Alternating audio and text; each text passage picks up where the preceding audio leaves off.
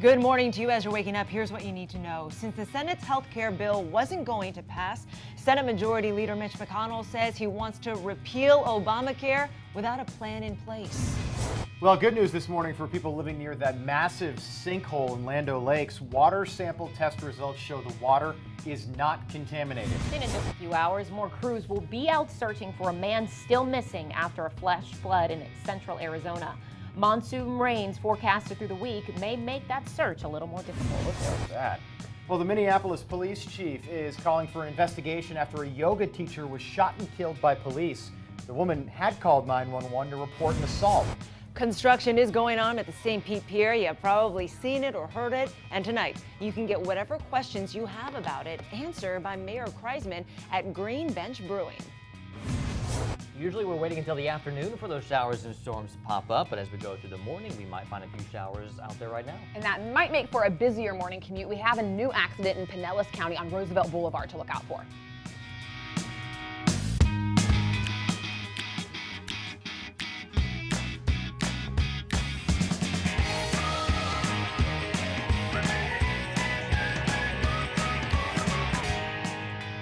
Happy Tuesday to all of you watching at home and also on Facebook Live, where we will be answering any comments that you leave for us on our phones. So we are going to be live for another 9 minutes. In this next story, all over your feeds, water testing results have come back clean for people living in Land O'Lakes. And this is according to our partners at the Tampa Bay Times. There was some fear that well water was contaminated after septic tank chemicals leaked into the massive sinkhole on Ocean Pines Drive. And Emerald Morrow has been on top of this story since that hole opened on Friday. And Emerald, Pasco Emergency Management says for now this water is safe to drink, but are they going to be doing more testing? Well, the county says it is working very, very closely with the Florida Department of Health to see if they need to do any more testing. But in the meantime, we should have some copies of those water reports by 3 o'clock this afternoon. But officials say if you are concerned about the quality of the water, you can always pick up a few cases of bottled water to drink just to be safe. On top of that, officials say this is just a really good reminder that you should probably be testing your well water at least once a year anyway. But water testing is just one of the many hurdles that this community has to clear on its way to getting back to normal. Now, a pressing question for county commissioners is how are they going to handle the repairs out here? One recommendation has been for the county to buy some of the property and then connect the sinkhole to the nearby lake. And while homeowners, they're technically allowed to rebuild, at least one commissioner does not think that's the best idea. The county commission has a lot of decisions to make about what's going to happen to this road, what's going to happen to that hole. Do we let the families rebuild? I know Kevin said he thought they could rebuild, but I want to look into that. I don't think that's a wise decision. Water quality was not compromised. In the 4 days Commissioner Catherine Starkey says she would support an effort to acquire some of the property around here, but getting to that point could take a while as the county does have to work with all of the insurance companies involved first. And of course, that can be a very, very complicated process. In the meantime, I know a lot of you guys might be wondering how can I help some of the families who've been affected by this tragedy out here? Well, we've got a lot of resources, and Courtney Curtis is going to share some of those with you. Yes, thank you, Emerald. Yeah, you definitely want to make sure that your donation goes straight to them. So here are some options to help you out with that. You can text the word sinkhole to 41444. You can also donate online at unitedwaypasco.org or mail in donations to United Way of Pasco County. That's a lot of information, I know. So if you missed it, all of it is at WTSP.com or on our 10 News app, which you can download right now, totally for free. All right, Grant, tell us about the weather this morning. You can also actually track the radar on the 10 News app, yes, which you may need this morning, more likely later this afternoon. But as we get you started on your Tuesday morning, the entire area, at least over land, is rain-free. Live look at the radar right now. Temperatures are in the upper 70s. A fairly comfortable start to the day, but we will be building that chance for showers as we head through the middle and second half of our morning. Temperatures by around 10 a.m. will be around 84 degrees, but we will still see a better chance for those afternoon storms. But Hillary, maybe a couple of showers out there early this morning. Yeah, that's going to make for possibly a difficult morning commute depending on how heavy that rain comes down and where it comes down, because if it's on our major interstates, it's not going to be pretty. We have an accident on 50th Street in Tampa right here at I-4, and I just found out the entrance ramp from 50th to I-4 is shut down. So you'll have to give yourself some time there and take an alternate route. Of course, you have US 301, and you also have the Selman Connector as an alternate route. There's a bit of a delay there north and south on 50th Street, so give yourself time. Jackie. Well, Hillary, right now GOP leaders are scrambling for a plan B when it comes to their health care plan.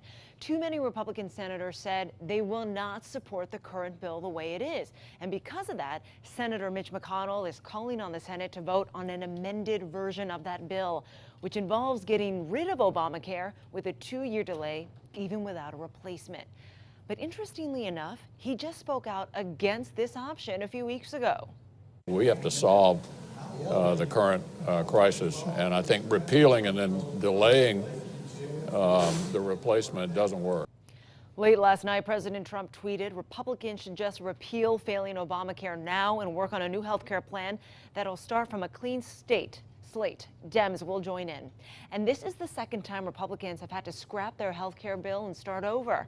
And Rob, what areas do they need to agree on for something to actually pass? Well, Jackie, to answer your question, 5 major factors right now that several Republicans have issues with. But first, I wanted to give you an update. 4 Republican senators, as of this morning, have said they will not vote for that bill, meaning if the vote were held today, the bill would not pass. But back to those issues. The first is Medicaid. 14 million people who became eligible for Medicaid under Obamacare could lose coverage if the new plan passes. The plan would also raise costs for older Americans ages 55 to 64 who are still too young for Medicare. That's a group, by the way, that typically votes in high numbers. Planned Parenthood is another issue. Republicans have tried to take full funding away from organizations that offer birth control services, but some moderate Republicans are in favor of keeping the funding, which could be a way to get Democrats on board with the bill, which is the only way this bill will pass, Hillary.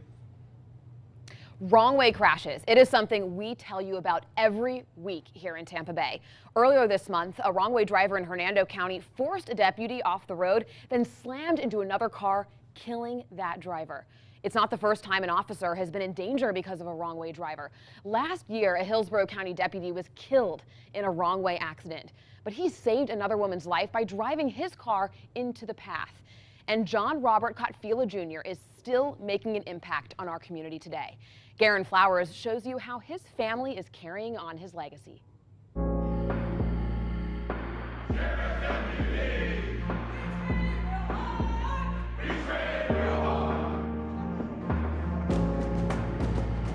it's definitely tough. It was hard when my parents came up to pin me. My mom's tear in her eyes. I'm like, Mom, you're gonna make me cry.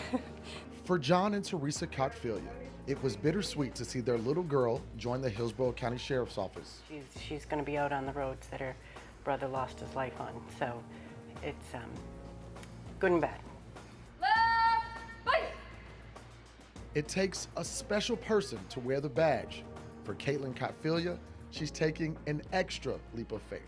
He died in March, so I think it was maybe May that I actually applied. Growing up as the oldest, he would look after his 3 siblings and had a special bond with Caitlin. He always wanted her to move down from Massachusetts, but they would never get the chance to work together.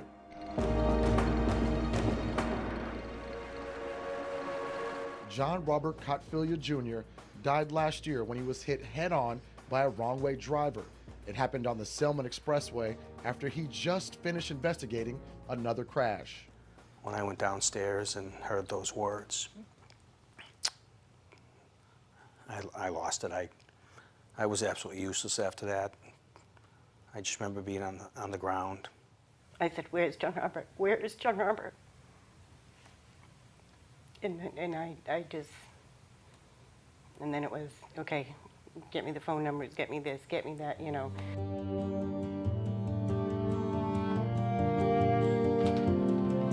One consoling factor might be how he served. His personnel file was filled with notes of how compassionate he was, including one from the family involved in the crash he was visiting at the hospital, something he didn't have to do. After that, his crash would happen, but not before helping out one last person. Well, when we got here, they immediately said, "There's someone here that wants to see you. There's someone that wants to speak to you." That was Sarah Guerin, who says he saved her life by putting his cruiser between her car and the wrong-way driver barreling towards them. And she said, I looked over. And he looked over at me, and I saw it was a sheriff deputy. And she said, I looked him right in the eyes, and she said, I know he knew. No, he knew what he was doing.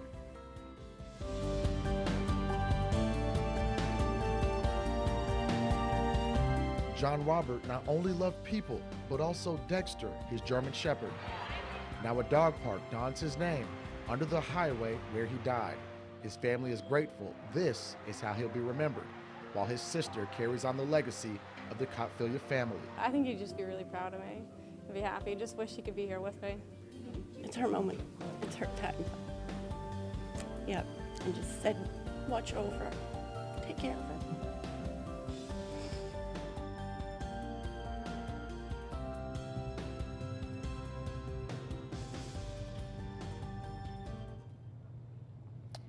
John and Teresa Cotfilia are now fighting to strengthen DUI laws in Massachusetts and here in Florida with interlock ignition devices. The measure in Florida failed this past legislative session, but say they will not give up until change is made, even if it affects one family. Yeah, something has to be done. This is such a big issue that we have here in Florida. And one thing that we always bring up when we talk about wrong-way crashes is drinking and driving.